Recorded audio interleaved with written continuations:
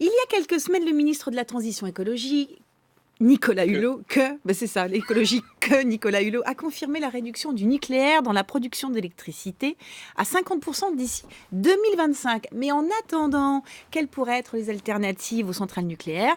Eh bien, regardez, la première centrale géothermique marine d'Europe s'est installée à Marseille, mais il y en a d'autres aussi, vous allez voir. C'est la première centrale qui va produire simultanément du chaud et du froid. Donc c'est la première centrale qu'on appelle de géothermie marine, qui va permettre d'alimenter en chaud et en froid les clients avec une énergie qui est renouvelable à 70%. Et c'est une première en Europe. À l'intérieur, la salle des commandes. D'ici, tout est piloté, tout est contrôlé. Le pompage de l'eau commence dans cette salle-là. Nous avons 6 pompes plus une en secours qui permettent de pomper l'eau de mer. Donc l'eau est pompée dans la mer, elle arrive via ces tuyaux-là, qui sont des tuyaux en résine, qui permettent justement de résister à la partie corrosive de l'eau de mer. Ensuite, elle passe à travers des filtres. Donc on produit en base le chaud avec ça. Il y a une production de froid concomitante. Et si on a des besoins de froid plus importants, on démarre ces groupes froids.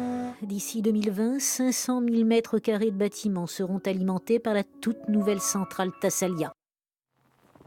Ah bah oui, c'est le retour. C'est le retour. J'y étais pas du tout. Alors, donc je disais la première, c'est la première, on va dire, en termes il y en a deux à de Marseille. Positionnement. Voilà. Ils sont mieux positionnés que les deuxièmes. Il y a c'est ça Thassalia Ouais. qui est fabriqué par Engie ex-GDF Suez. Et il y a Massileo qui est fabriqué par Dalkia et qui est une filiale d'EDF. C'est quoi la différence entre les deux? Parce qu'elles ont quand même des petites différences. Alors, ce qui est nouveau, c'est qu'elles servent à faire du chaud. Ouais. Ça, c'est pas nouveau. Il y a déjà à la Seine-sur-Mer, où il y en a eu autrefois à Cherbourg, des logements qui sont chauffés par géothermie, c'est-à-dire on profite de la chaleur de l'eau de mer qui, à 4 mètres sous l'eau, varie très peu finalement. Elle varie entre 16 et 22 degrés. D'accord. Donc, c'est un fluide qu'on peut utiliser. Là, on l'utilise aussi pour réfrigérer, pour faire de la climatisation en fait.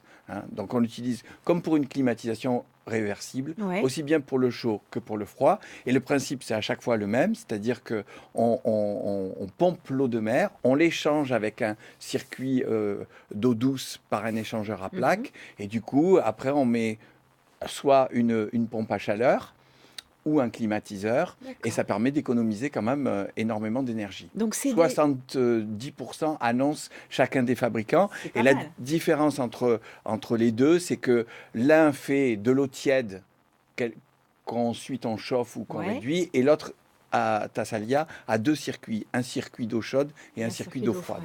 C'est sur un quartier de Marseille pour l'instant en projet pilote. Voilà, c'est ça. C'est un quartier qu'on appelait autrefois les Crottes, qui vient du provençal les grottes. Mais comme en français, ça fait pas très chic. Maintenant, on préfère appeler ça Smart Marseille. C'est autre chose, c'est tendance, c'est tendance. Voilà. Plus sérieusement, ça veut dire qu'à l'avenir, sous combien de temps on peut imaginer une ville qui soit fournie Ça, c'est le principe des réseaux de chaleur.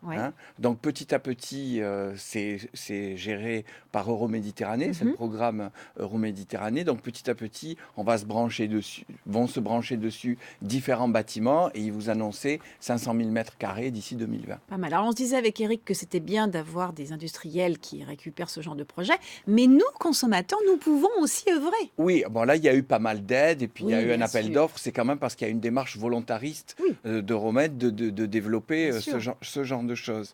Mais nous, consommateurs, qu'est-ce qu'on peut faire? Des tas de choses, ça j'en suis certaine. Oui, mais il y a des tas de choses au niveau individuel. D'ailleurs, pour l'instant, c'est surtout au niveau des individus et de la construction individuelle qu'il y a eu des innovations. Par exemple, pour utiliser les eaux grises. Quand vous vous douchez avec de l'eau à 40 degrés au moins. 38. 38, c'est juste la température du corps, donc ça fait de l'eau tiède. Vous, je suis sûr que vous utilisez de l'eau un peu plus chaude. C'est vrai. Et après, elle repart dans l'égout. C'est complètement absurde, autant récupérer la chaleur. Il y a plein de systèmes comme ça. Alors, on voit un petit... si on peut remettre le petit schéma, là, justement, qui permet de comprendre comment ça fonctionne, qui est là, donc... Oui, ben, c'est simplement, on récupère, c'est le même principe que, là, on parlait de la géothermie, où on profite d'une eau qui est déjà à une certaine température. Quand vous vous douchez, c'est pareil, vous avez de l'eau qui a à de Donc bonnes températures, on pourrait installer des systèmes, en fait, récupérer c'est les ça. calories. Oui, on peut aussi ne pas balancer cette eau à l'égout pour qu'elle serve ensuite pour votre chasse d'eau. Enfin, il y a des tas de systèmes. Et là, ça dépend un peu de la politique de normes. Par exemple, je pense aux bâtiments comme le Mucem et la Villa Méditerranée. Dont on parlera la semaine prochaine, Eh cher ben, Eric. aujourd'hui, on pourrait plus ils auraient plus le permis de Oui. construire. À Barcelone, par exemple, on autorise uniquement des bâtiments à énergie positive. Alors, vous m'avez Et ça, parlé il y a d'un... des tas de solutions qui permettent de le faire. Donc ça dépend du cadre réglementaire Bien sûr. qu'on met. En France, visiblement, on n'est quand même pas les plus avancés. Non, c'est sûr. Et c'est Et pour c'est ce qui ça... fait que le ministre Voilà, de la Nicolas Hulot. Transition écologique a annoncé que finalement, les centrales nucléaires, on pourrait sans doute pas les fermer aussi rapidement que ce qu'on pense. Donc, il y a un lien consultationéconomique-circulaire.gouv.fr où on peut, nous, consommateurs, aller... Oui, parce que l'idée, c'est d'un côté, il y a effectivement des industriels qui essayent de freiner, de dire oui, on va Faites-nous faire une court, transition. cher Eric, on a déjà dépassé. Donc, en fait, à quoi il sert ce site, ce Alors, lien En une phrase il sert aux consommateurs Ouais. d'apporter leur contribution et de faire pression face aux industriels qui, eux, veulent aller lentement. Et là, c'est pour que les consommateurs puissent dire, nous, on est d'accord pour changer, on veut aller plus vite et d'ailleurs, on vous le prouve. Eh bien, parfait. Je vous remercie d'avoir été synthétique, cher Eric. Vous retrouvez les prioritaires d'Éric de Horter le samedi et le dimanche. La semaine prochaine, On continue la semaine prochaine. On voilà. continue la semaine prochaine. Il est intarissable.